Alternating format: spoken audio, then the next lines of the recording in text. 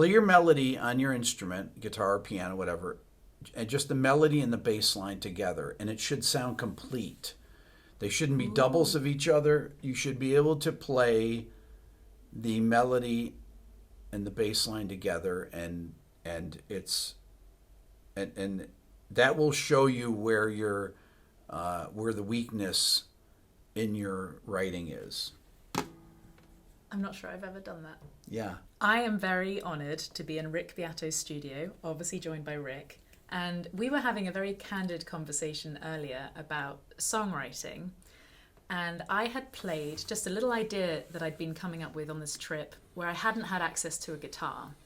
And so when I sat down to play the chords that I'd sort of like been picturing in my head, and I played it to Rick, we ended up having this discussion about how to actually make it way better.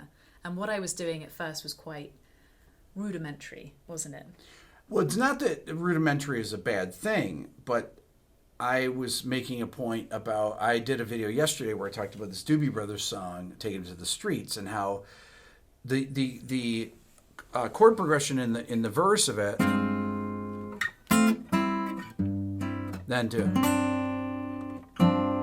and how there's no other song that actually has that chord progression. F minor over G, then it goes F to C over G, then D7 over G, and then G7 sus4. Very weird chord progression.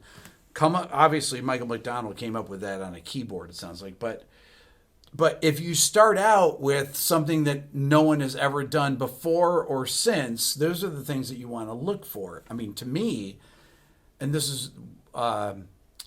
especially if you're a guitar player, right? If you're not programming things and it's not a sound-based thing with over some type of drum thing, if it's a guitar thing, so many things have been written on the guitar that to me, looking at it as a producer, I want to either hear something with maybe with an alternate tuning or something something that hasn't been done before. Because I was just playing a chorus where it's this. So F sharp minor, G major, F sharp minor, G major, A major, B minor, 7. And Rick just went into this new chorus for me that just suddenly made way more sense. And you know, you were thinking about your Sting interview and how he looks for something. He looks for surprises. He wants to. If he's not surprised in the first 8 bars, he stops listening. But I think that amongst my interviews that I've done with great songwriters and composers, Joni Mitchell just did an interview with Thomas Newman, the film composer, and the amount of time that they spend coming up with unique accompaniments in addition to their unique vocal melodies and lyrics. Joni Mitchell sounds like no one. And no one sounds like Joni. Nobody sounds like Joni. And but one of the reasons is that she uses all these alternate tunings. Mm-hmm. She changes keys all the time. Or Sting, same thing, does these really intricate chord progressions. Or people like Thomas Newman, these film composers that are writing things to try and match the emotion that's on the screen or add to the emotion that's on the screen. And they're always looking for new ways to do that. That isn't a repeat of what they've done before. But they spend incredible amounts of times. I was saying to Mary about John Williams was talking about he'll spend half the time on a film score on the main theme, like if it's Indiana Jones, seeing how many different permutations of the melody he can come up with to where it's the most catchy. That and we were talking, especially with the Thomas Newman interview, how it's very complicated when you actually break it down, and yet it sounds effortless and it sounds simple, and yet it's so emotive. And I know that John Mayer's spoken about it when he thinks that some of his most intricate, complicated songs are going to be the hits, and then it turns out to be the slightly simpler ones, more accessible to listen to. But that doesn't mean that those accessible songs are easy to write. And I also like the idea of, and maybe I'm guilty of this, writing songs too quickly and not really taking the care and attention and maybe dispelling this whole idea that it's like a good thing to write a successful song in 20 minutes. It's This like is actually no, everything else around it, like you need to maybe map it out in 20 minutes, but then you need to spend time on making everything like you've never heard it before. I want to shock someone like you who's listened to all these different genres. When talking to Thomas Newman, the fact that you have a director that really has the final say over things, and you're trying to write things that I mean, it's not just a director. It's they do these screenings and things like that. So many people involved that this music has to get by to actually become part of the film. And if you're just writing on your own without a producer or somebody to bounce ideas off of, it's very hard to be objective about your own work. But to me, you should be thinking, okay, is this something what is unique about this? Yeah. Is it lyrically unique? Is it melodically unique? And is the accompaniment unique? Yeah. And ideally, you want to hit all of them. All of those if you can. And it's difficult because it is difficult. And it's sometimes difficult to hear it as well. Like when someone says, well, and actually I'm learning as I get older to be way more open and to really, if someone's telling you to think, then you really need to start thinking before they even tell you to think. And you can learn to trust yourself, but you also need to challenge yourself with each song. And actually maybe I'm guilty of just not challenging myself enough. I'm like, oh cool, that'll do. And it won't do, because that's not going to make me a great songwriter. You need to like keep evolving, and that's where Sting is someone really, really to admire. He still just like pushes the boundaries. Even after all the success of The Police, he then took his solo stuff and what were we listening to earlier? I Burned for You. Oh. Which is one of my favorite songs. I'm always talking about that song. I'm going to link that in the description because it's very simple. The verse of it is just over an E minor chord. The version from Symphonicities, which is a symphonic album. And yet he has such a sophisticated melody with a lot of dissonances in them, these upper structure notes, or haunting tones, as I like to call them. And we were comparing it to sort of medieval. Yes, because it has a very medieval chord progression, especially when modal. You break it down onto the guitar. Yeah, and I see people like that they workshop these melodies over and over and over and try and find, like John Williams, he wants to find the most memorable melody, right? The most interesting, that upon repeated listening, people want to hear it. And you want it to be catchy. You want people to be humming it when they're walking out of the movie theatre. Right. You want it to be people to be singing it down the street once you've left the show, once they've left your show.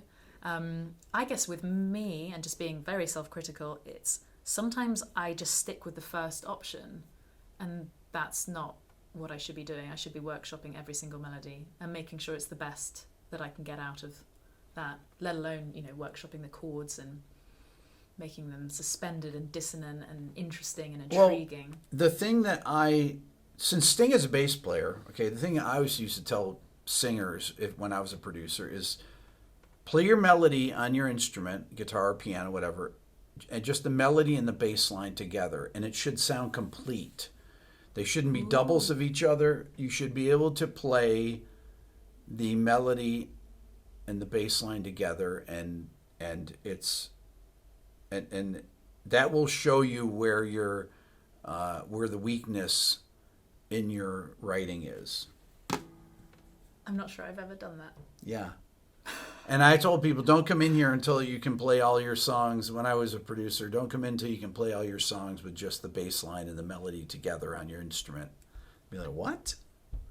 Yeah. Well, and that, I guess, is one of the things I love about being a guitarist and being able to accompany yourself. And if it doesn't sound good, like every time I choose a song to cover, if the production is what makes that great, then I know that that's not the song for me to cover. Because you want it to be able to strip down to just you and a guitar or just you and a bass, and for it to still sound amazing. And with the song that we were just talking about on your channel, Operator, stripping that down, we can hear just how intricate and gorgeous and the harmonic rhythm of it. It's just interesting. Yeah. Even, obviously we were complimenting the second guitar, but just in that chord sequence, you don't hear chord sequences like that anymore. No. And I think I want to be that kind of songwriter, and I'm not that kind of songwriter yet, where I want to be able to be like, well, no one else is going to have this in the top 40 or whatever chart that applies to me. It's like, oh, that's something different. I want to be able I always wanted to have songs that I worked on as a producer that you couldn't just figure out on the first listen. And you couldn't figure out operator on the first listen. Well, I was just, because the chords change so quickly in that one spot when it's I can't find C, D, E minor, B minor, D, C, G over B, A minor. There's so many chords. It was like, wait a second, okay, I got to think about this for a second. Yeah. That.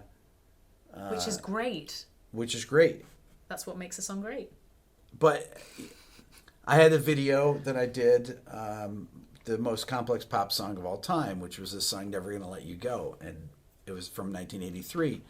And I thought, oh, this is easy to learn. I just hung out with my friend Smitty that was on the gig that reminded me of this thing. And it has 22 modulations in it. But when we went to learn it, we didn't realize this. It was a song that was number one at the time. And the singer brought it in. He's like, oh, she said, let's play this for the gig. It's a duet. And so Paul and I, of course, being cocky jazz musicians, like, oh, how hard can this be? We start listening to it, and then we notice, okay, it modulates from the intro to the first verse. And then the second half of the verse is a half step lower than the first line of the verse. And then it changes keys in the pre-chorus, and then it changes keys twice in the chorus. And there's 22 modulations in it. And we got lost. I'm not sure I'm going to start writing like that. But I'm saying that that's a ridiculous. Yeah. That is ridiculous there to me.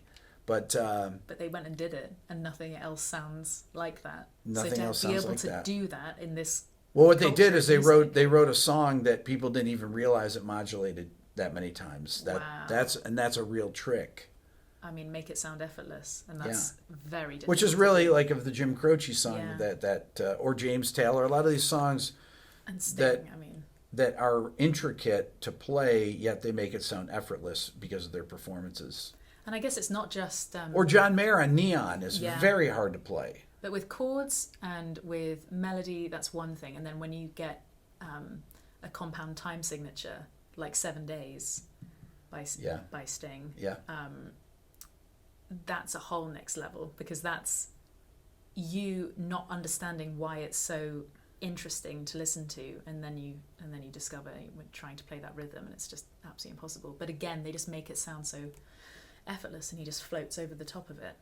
Yeah, odd time signatures will make things sound different. Yeah, that's the other thing is to make your songs interesting. An easy way is to write in an odd time. Or even, it doesn't even have to be an odd time. It can be a triple meter or something like that. When I say odd time, just something that is outside of 4/4 time. Yeah, basically. Even though triple meter, you could say, oh, isn't that odd time? Like 6/4, I always think of as an odd time signature because it sounds odd, but a lot of people are like, 6/4 is not odd. Yeah, but well, I've got a lot of work to do, I think. So thank you very much. I think it's so important, if you're stuck with your songwriting, you can also revisit. And I think one of my rules is always be writing. So like always have something, whether it's a voice memo or whatever. And even if you do start off with something quite simple, revisit it, go over and workshop it. Yeah. Best advice ever. Thank you very much, Rick. Thanks for having me. Appreciate it. Be sure to check out Rick's video. I'll link it in the description below. We had a really good time. Otherwise, subscribe to both our channels, and we'll be seeing you very, very soon.